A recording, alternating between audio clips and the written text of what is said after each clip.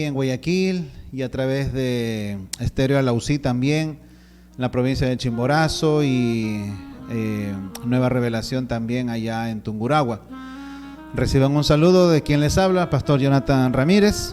Y bueno, como siempre, es mi deseo de que en este tiempo de estudio bíblico todos nosotros podamos estar con nuestras Biblias a la mano para poder entender lo que vamos a leer. Y que el Espíritu Santo pues nos ayude a comprender estas verdades que voy a compartir yo acerca del el libertinaje. ¿Qué significa el libertinaje? ¿No? Yo en mi iglesia el día domingo, hace unos días, estaba enseñando, estaba compartiendo acerca de el libertinaje. ¿Qué es el libertinaje? Y a la misma vez, ¿qué es el legalismo? En la escuela dominical compartí acerca del libertinaje y en la segunda hora enseñé acerca del legalismo. ¿Y por qué es necesario? ¿Por qué yo vi necesario compartir esto en mi iglesia? Y quiero también en esta oportunidad hablar acerca de lo que es el libertinaje. Porque a veces nosotros usamos mal el término y le decimos a cualquiera, ¿no? Tú eres liberal. No, él es liberal. Él es liberal, libertino. O en otro caso, también somos muy rápidos para juzgar y decir, él es legalista. No, él es fariseo. Él es legalista, legalista, y le metemos legalismo a todo, sin entender realmente qué significa el legalismo. Entonces, si Dios nos da vida, la próxima semana yo quiero hablar de el extremo del legalismo, pero hoy quiero hablar acerca de el libertinaje. ¿Qué es el libertinaje a la luz de lo que la Biblia enseña? No el libertinaje como yo escucho por ahí, que mi amigo me dijo, que mi compañero, que el de la iglesia, un hermano por ahí lo comentó. No, ¿qué es lo que la Biblia misma nos va a decir acerca del libertinaje? Eso es lo que yo quiero explicarle hoy en esta tarde, y que usted, entendiendo ese concepto mucho más claro acerca del libertinaje, pues tengamos cuidado cuando nos referimos a otros hermanos, incluso de la misma fe, pero muchas veces de forma despectiva, ¿no? Tú eres liberal, ¿no? Así como muy despectivo, como menospreciando. Tú eres liberal y yo soy mejor, ¿no? O tú eres legalista y yo soy mejor. Y ese tipo de actitudes en la obra de Dios, en la iglesia de Dios, pues realmente no tiene por qué suceder. Ahora, vamos al libro de Judas, por favor. Quiero por unos minutos que usted me acompañe en este estudio que vamos a tener. Gracias a quienes están no solamente sintonizando 1400 AM, Radio Z1, sino también aquellos que nos ven a través de las redes sociales, en este caso el Facebook de la radio. Y bueno, personalmente este mismo mensaje yo lo transmito por mi TikTok personal. Así que gracias a quienes están sintonizando y están accediendo a las redes para poder seguirnos en este estudio. El libro de Judas, el libro de Judas, versículo 1, pues tiene un capítulo nada más. Versículo 1 dice la Biblia. Judas, si usted tiene ahí su Biblia, dice: Judas, siervo de Jesucristo y hermano de Jacobo, a los llamados santificados en Dios Padre y guardados en Jesucristo. Misericordia y paz y amor os sean multiplicados. Y mire el versículo 3, por favor, con atención, porque la idea de este estudio es tratar de desglosar poco a poco. No queremos ir rápido los versículos, sino desglosando poco a poco. Entonces, versículo 3 dice: Amados, le está hablando a los creyentes. Amados, dice, por la gran solicitud. Esa frase, la gran solicitud, es la idea de urgencia. Es la idea que Judas tiene de que él ve urgente tener que decirnos esto que nos va a decir para prevenir algo que va a venir, para prevenir algo que va a suceder. Entonces dice: amados, hermanos, está hablando a los hermanos, amados, dice, por la gran solicitud, la urgencia que tenía de escribiros acerca de nuestra común salvación. Está hablando de la común salvación. Entre nosotros somos creyentes, estamos para edificarnos, estamos para animarnos, exhortarnos. Después dice, me ha sido necesario escribiros. O sea, lo que Judas va a escribir era urgente, era necesario. No era algo que se podía dejar para la semana siguiente o para después, el mes siguiente, el otro año. No, era algo realmente que tenía que tratarse en ese momento. Entonces dice, me ha sido necesario escribiros, exhortándoos, animándonos, que contendáis ardientemente por la fe que ha sido una vez dada a los santos. La palabra contender ardientemente, la palabra contender quiere decir defender algo cuerpo a cuerpo, más o menos como la lucha, ¿no? Como la lucha libre, donde dos se agarran cuerpo a cuerpo y prevalece el que es más fuerte normalmente. Entonces Judas está diciendo, hermanos, les exhorto, les animo a que contendáis ardientemente por la fe que ha sido una vez dada a los santos, a los creyentes. Mire lo que dice, la fe que ha sido dada una vez a los santos. La palabra fe quiere decir las verdades del Evangelio, aquellas verdades que nosotros hemos recibido, aquellas doctrinas verdaderas que nosotros conocemos, pues no las podemos alterar, no las podemos cambiar, no las podemos rebajar. Entonces, esa fe que alguna vez ha sido dada a los santos, y la palabra santos hace referencia a los creyentes, está haciendo referencia a los cristianos, a los que han creído en Jesús como su Salvador personal, ¿ok? Ese es el versículo 3, explicando palabra por palabra. Ahora, versículo 4 dice, la razón de la exhortación y de la urgencia con que Judas escribe, dice versículo 4, porque algunos hombres han entrado encubiertamente, los que desde antes habían sido destinados para esta condenación, hombres impíos que convierten en libertinaje, mire la palabra, libertinaje, la gracia de nuestro Dios, y niegan a Dios, el único soberano, y a nuestro Señor Jesucristo. Ahora, en el versículo 4 hay algunas palabras que necesitamos explicar. Dice, porque algunos hombres, no está diciendo porque algunos hermanos, porque algunos amados, porque algunos de nosotros santos, ¿no? No. Es diferente a lo que él escribe al principio. Al principio dice Judas, siervo de Jesucristo. Más abajo dice amados, ¿no? Amados. Pero cuando habla en el versículo 4 dice porque algunos hombres, y ya no son hermanos. Estos hombres es la referencia a los incrédulos. Es la referencia a aquellos que no conocen a Cristo como su Salvador personal. Algunos hombres han entrado encubiertamente, y esa palabra encubiertamente significa que han entrado de forma camuflada, ¿no? Como cuando, un joven que todavía está en colegio le dice a su papá, ¿puedo ir a jugar fútbol?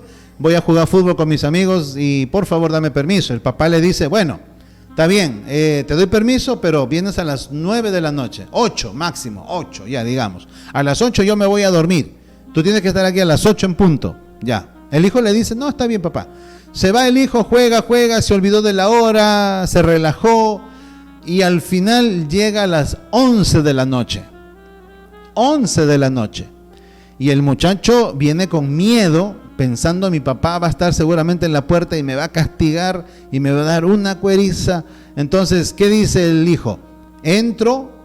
Voy a entrar por la parte trasera, porque atrás de mi casa hay otra puerta.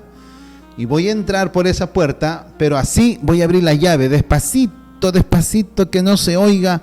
Me voy a sacar los zapatos y voy a entrar así con medias solamente y pegadito así, despacito, que la puerta no suene, y voy a ir pasando despacito. Entonces después ya entro a la casa, cierro la puerta y así bien camuflado, sin que nadie se dé cuenta, entro a mi casa y después entro a mi cuarto. Eso significa encubiertamente. Entonces, ¿qué está diciendo Judas? Judas nos está advirtiendo de que hay hombres que han entrado encubiertamente, camufladamente a la iglesia del Señor. Dice, los que desde antes habían sido destinados para esta condenación. Es decir, Dios sabe que este tipo de personas no tienen temor de Dios. Son incrédulos que se hacen pasar por cristianos, comienzan a hablar como cristianos, comienzan a vivir como cristianos, pero realmente nunca hubo una transformación en su vida real. Entonces llegan a la iglesia y no tienen una vida nueva, no son nuevas criaturas. Su vida no ha sido transformada por el Espíritu Santo. A la verdad, siguen siendo las mismas personas de antes, hombres comunes y corrientes del mundo, incrédulos, ¿ok? Entonces, estos hombres, dice la Biblia, ahí, fíjese ahí por favor, ahí la misma Biblia comienza a explicar las características. ¿Cómo son estos hombres? Son impíos, quiere decir rebeldes. Después dicen que convierten en libertinaje la gracia de nuestro Dios, es decir, que pervierten la gracia de Dios. Usted ha escuchado ese dicho que dice, ha escuchado seguramente esto cuando alguien dice, oye, no le des la mano, porque si tú le das la mano, él se te va hasta el codo y hasta el hombro. ¿Qué quiere decir eso? Que es muy confianzudo. ¿Qué quiere decir eso? Que él está abusando de tu confianza. Tú le das la mano, pero él se va hasta el hombro, ¿no? Eso es el abuso de la confianza. Bueno, ¿qué es lo que hacen estos hombres que han entrado a la iglesia encubiertamente? Es que comienzan a decirle a la gente que está alrededor, a los hermanos, de que Dios es exagerado, de que el pastor cuando está predicando, no, es que el pastor es demasiado exagerado, es que el pastor es muy extremista, es que el pastor es muy legalista, es que la palabra de Dios es machista. Hoy en día dicen varios que la palabra de Dios es machista, no tiene nada que ver con eso. La verdad no son cosas correctas que se dice. La Biblia es machista, que el apóstol Pablo era machista porque dijo esto y lo otro.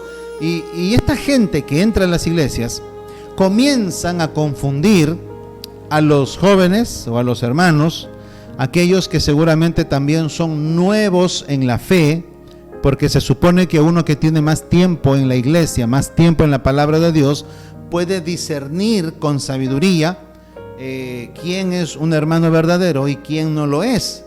Pero los nuevos creyentes normalmente pues no saben. Entonces se dejan engañar fácilmente.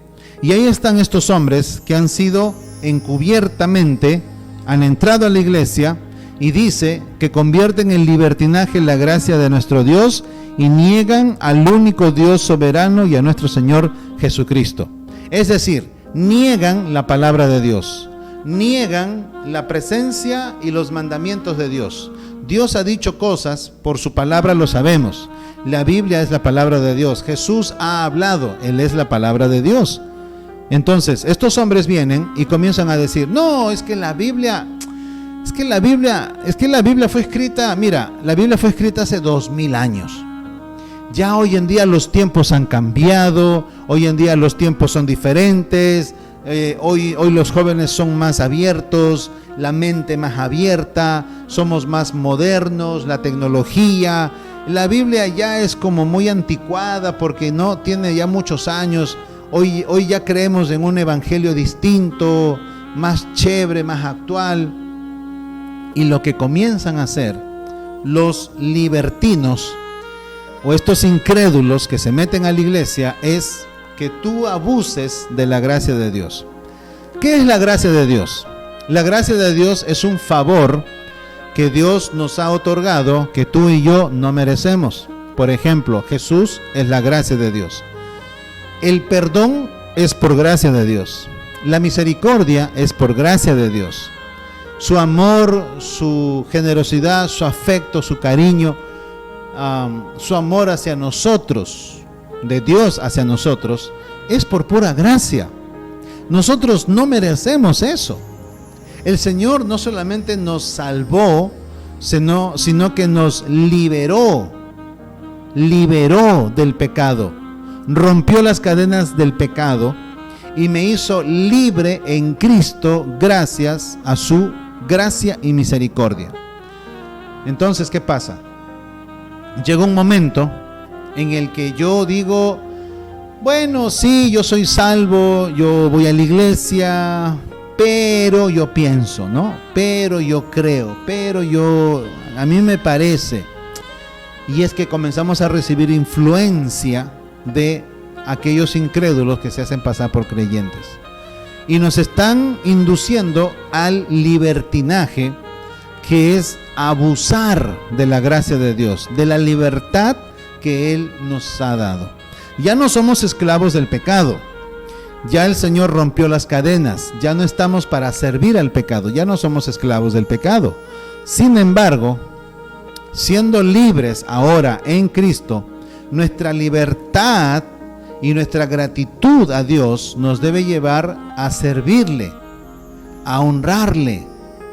Pero viene el incrédulo, el lobo disfrazado de oveja, y dice, no seas exagerado, dice, Dios nos ama, Dios ve el corazón. ¿Ha escuchado usted eso, no? No, dice, ¿quién eres tú para juzgar? Si Dios ve mi corazón, Dios ve lo que hay en mi corazón. Y estos libertinos tienen por característica siempre justificar sus acciones amparándose en su corazón. Es que Dios ve mi corazón. Es que Dios sabe lo que hay en mi corazón. Yo tengo buenas intenciones. ¿Quién eres tú para juzgarme? Dios ve mi corazón. Todo es mi corazón, mi corazón, mi corazón. Esa es la forma como ellos justifican sus malos accionares. Como ellos justifican, incluso yo diría, su pecado. Hay una cosa que yo siempre le digo a los jóvenes y les digo, jóvenes, cuando ustedes estén iniciando una relación de amistad, enamoramiento o propiamente dicho de noviazgo, necesitan tener cuidado en lo posible de no salir a solas. ¿Por qué? Porque la carne es débil, porque la carne tiende a esos deseos sensuales, carnales.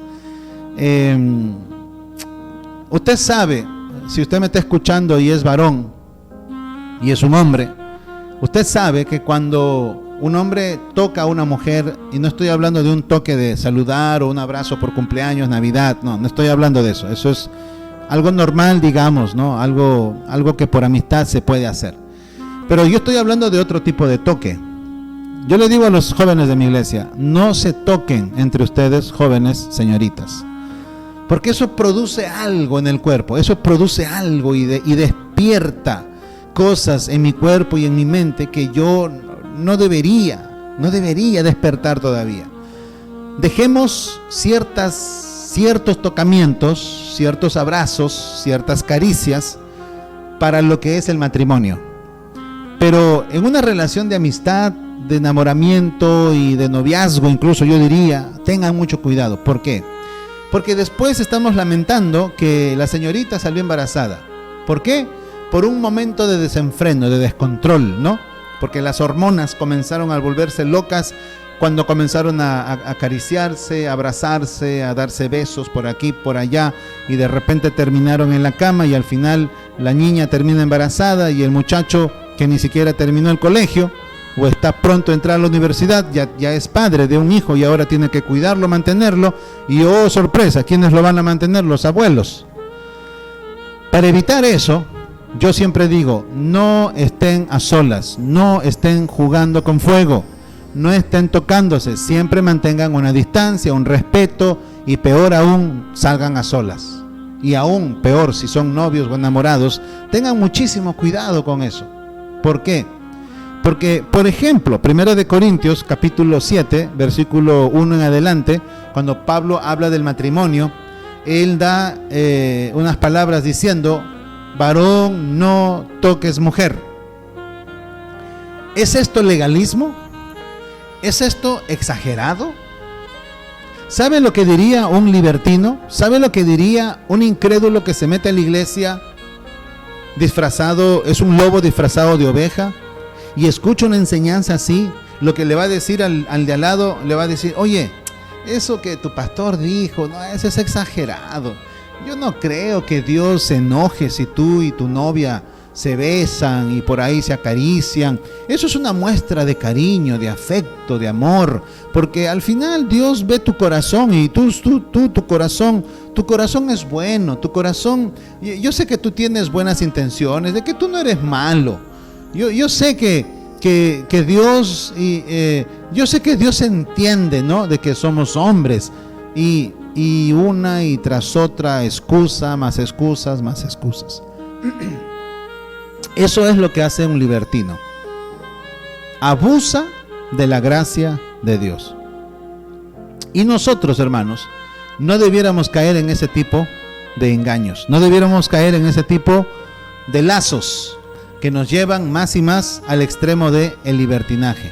Hay cosas en la Biblia que nos parecen tal vez un poco exagerado o demasiado exagerado, pero es la palabra de Dios. Dios lo ha dejado por alguna razón para que nosotros aprendamos y tengamos cuidado de caer otra vez en el pecado del cual Él ya nos sacó. Entonces, no minimicemos las advertencias de Dios. No minimicemos la exhortación de Dios. No minimicemos su reprensión. No minimicemos lo que la Biblia dice en cuanto a cómo vivir una vida santa que agrada a Dios. No minimicemos eso. Pero los libertinos entran a la iglesia y confunden a los jóvenes, a todos, a cualquiera. Y después de ahí los jóvenes han aprendido, ¿no? Les han lavado un poquito el cerebro y ahora dicen, el pastor es muy exagerado. Nosotros podemos hacer ciertas cosas porque al final Dios ve lo que hay en mi corazón. Pero yo te quiero decir algo interesante. En el libro de Jeremías, si no me equivoco, el capítulo 16, capítulo 17, se menciona allí, u otro capítulo, se menciona, dice que el corazón es malo y que es perverso. ¿Quién lo conocerá? El mismo profeta Jeremías está reconociendo que el corazón es malo y perverso más que cualquier otra cosa. ¿Quién lo conocerá?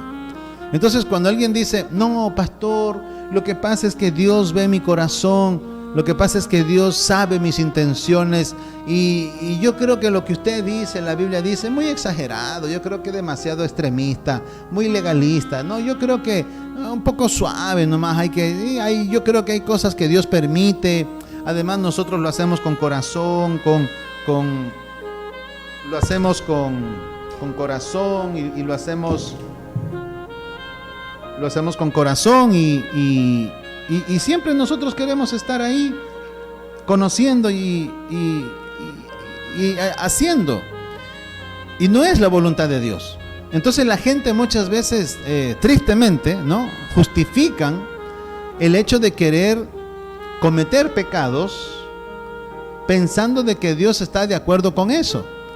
Y esas son un poco las artimañas del libertino, el que cree en el libertinaje.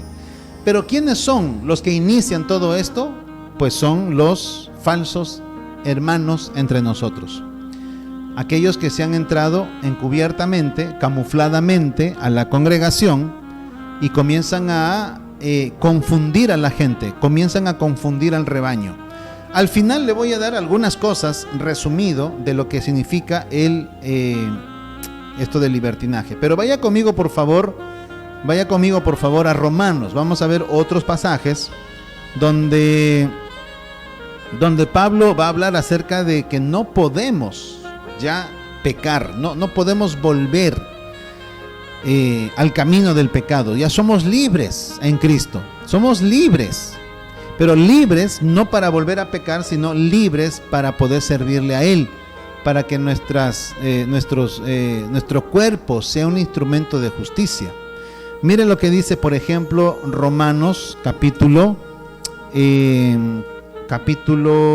5, versículo 20. Yo lo leo, dice: pero la ley se introdujo para que el pecado abundase, Mas cuando el pecado abundó, sobreabundó la gracia. Y para que así como el pecado reinó para muerte, así también la gracia reine por la justicia para vida eterna mediante Jesucristo nuestro Señor. Ahora, dice la Biblia que ya no somos esclavos del pecado. El pecado reinó para muerte en nosotros antes de conocer a Cristo, pero ahora por la gracia, dice, reina en nosotros la justicia para vida eterna. Entonces, capítulo 6, versículo 1, vaya conmigo por favor todavía, vaya ahí. Capítulo 6, versículo 1 dice: ¿qué pues diremos? ¿Perseveraremos en el pecado para que la gracia abunde? En ninguna manera. Porque los que hemos vivido al pecado, ¿cómo viviremos aún en él? O sea, lo que Pablo está diciendo es justamente eso. ¿Perseveraremos en el pecado para que la gracia abunde? O sea, yo soy salvo. Dios me sacó del pecado, me liberó del pecado, ¿no? Ahora soy libre en Cristo, ya no soy un esclavo del pecado, soy libre en Cristo. Y ahora que soy libre en Cristo, el amor y la gratitud me debe empujar y motivar a servir a Dios de todo mi corazón. Pero ¿qué hace el libertinaje? El libertinaje dice: mira, lo que pasa es que Dios te ha hecho libre. Vamos, dice, vamos otra vez, vamos al mundo un poquito, mira que podemos tomar una cervecita, ¿no? Porque ahí Jesús tomó vino en Juan 2. Entonces, como Jesús tomó vino, ya también podemos tomar un poquito de vino, de cervecita, y no nos podemos emborrachar, pero sí podemos tomar un poco. Entonces comienzan a confundirte y comienzan a aprovecharse de la gracia de Dios. Por eso dice Pablo, convierten en libertinaje la gracia de Dios. Dice Pablo, ¿perseveraremos en el pecado para que la gracia abunde? O sea, es decir, puedo seguir pecando, confiando de que Dios me va a perdonar. Entonces, como me perdona mucho y su gracia es grande, entonces yo peco. Eso es lo que nos está diciendo Pablo. Eso nos está advirtiendo de que no es así. De que usted y yo no nos podemos aprovechar de la libertad que Él nos ha dado para poder volver al pecado, del cual el Señor ya nos sacó. ¿Qué sentido tiene, hermanos, que nosotros volvamos otra vez al pecado? A cometer las mismas faltas, las mismas fallas, los mismos pecados. ¿Qué caso tiene? Entonces, eso es lo que el apóstol Pablo comienza a explicarnos claramente. Todo el capítulo 6, mucho del capítulo 7, habla de eso. Mire, déjeme leer algunos versículos más. Por ejemplo, Romanos capítulo 6, versículo 12, mire lo que dice, clarito. No reine pues el pecado en vuestro cuerpo mortal. Ya no eres esclavo del pecado, de modo que lo obedezcáis en sus concupiscencias. Ya no tienes que obedecer al pecado, ya no tienes que hacerlo. Versículo 13, ni presentéis vuestros cuerpos o vuestros miembros al pecado como instrumento de iniquidad, sino presentaos vosotros mismos a Dios como vivos entre los muertos, y vuestros miembros a Dios como instrumentos de justicia. Entonces, dice, el pecado ya no tiene por qué reinar en tu cuerpo. Y así como tú, antes de conocer a Cristo, obedecías a tu cuerpo en todos los malos deseos que tu cuerpo quería, ahora también obedece a Dios y sirve a Dios como un instrumento de justicia. Versículo 14.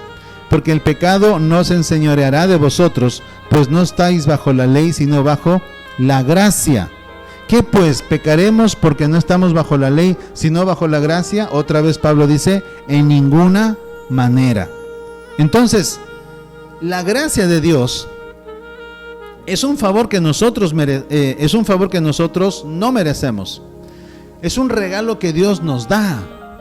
Es una bendición que tenemos en Cristo Jesús. Por medio de su gracia tenemos perdón de pecados. Por medio de su gracia, Jesucristo vino a este mundo y murió en la cruz del Calvario para que todos nosotros podamos creer. Es por gracia de Dios.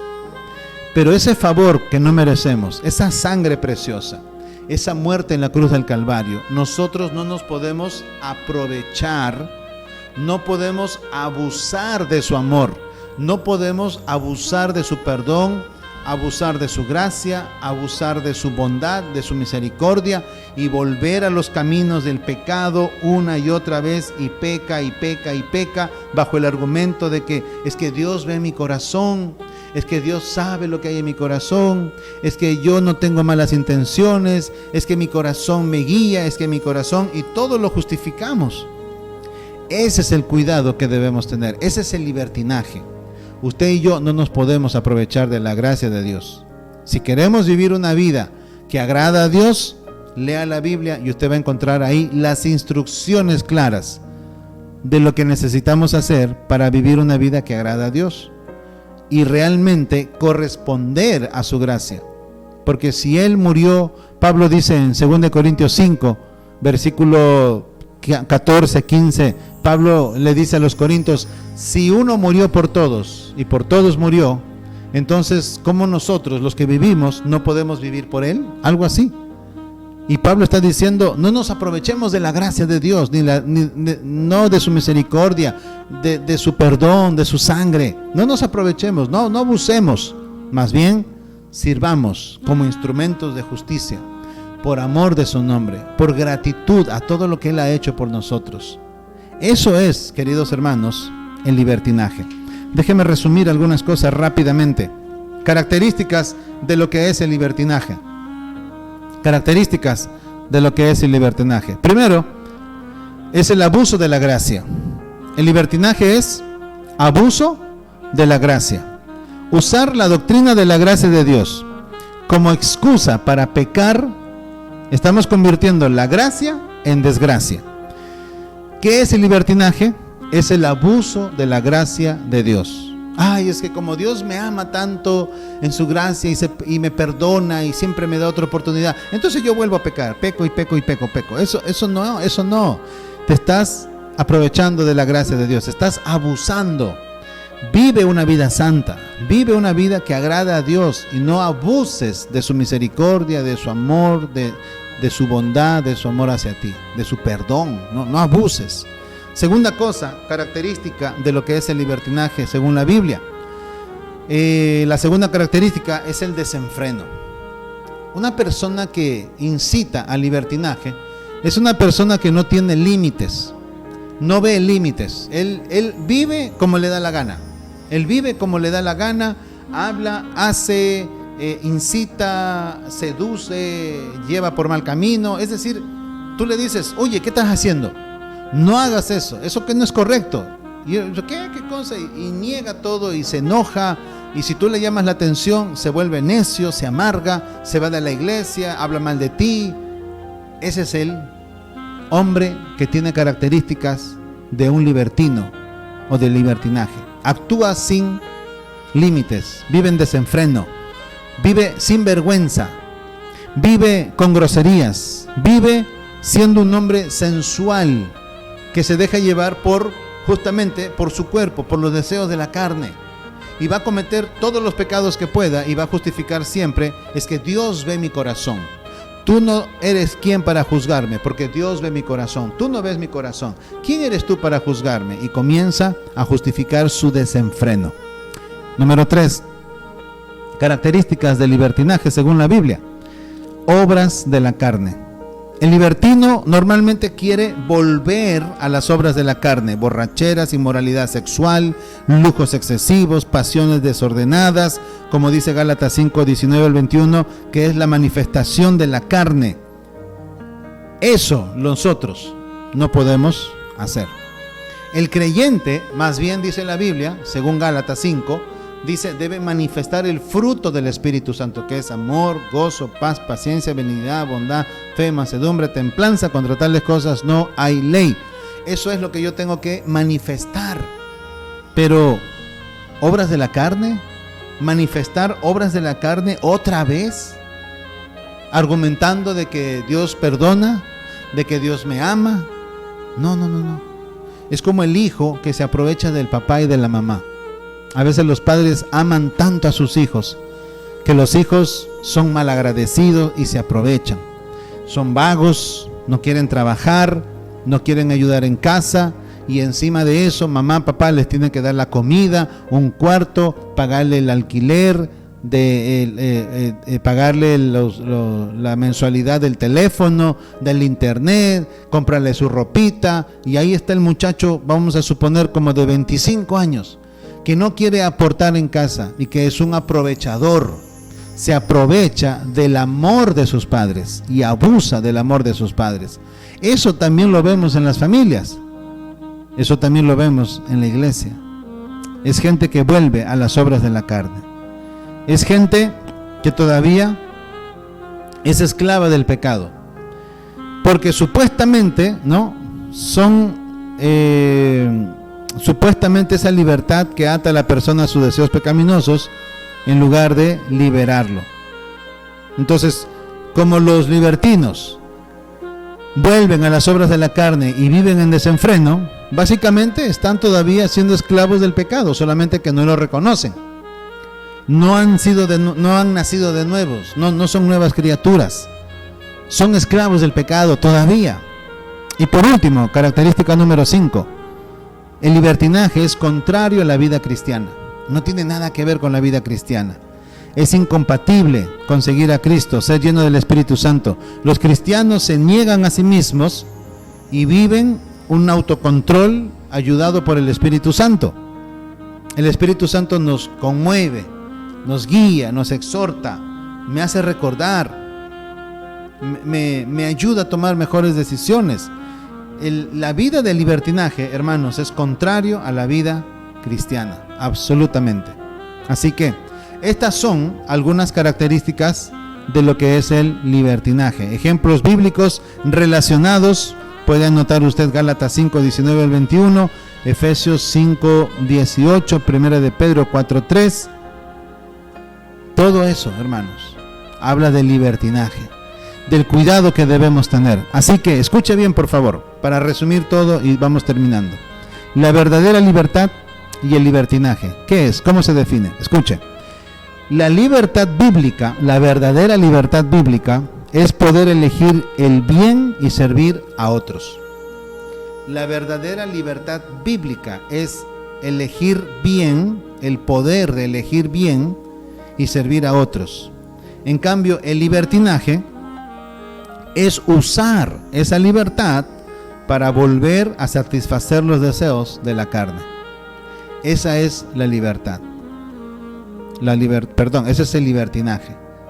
Aprovechar en usar esa libertad para satisfacer los deseos de la carne. Entonces son dos cosas muy diferentes. Usted y yo no somos libertinos, no podemos seguir el camino del libertinaje, hermanos. Eso no es bíblico.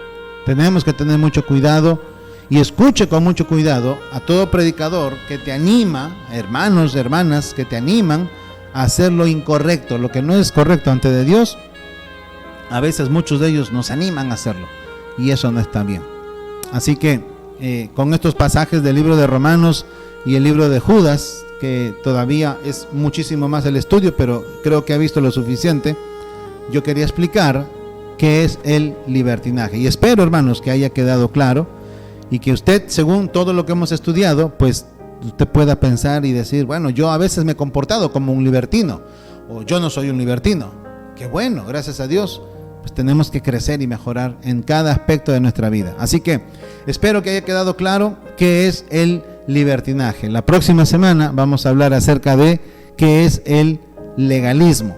Vamos a tener una pausa y en unos minutos vuelvo y regreso para saludar y decir algunas palabras finales. Gracias, hermanos.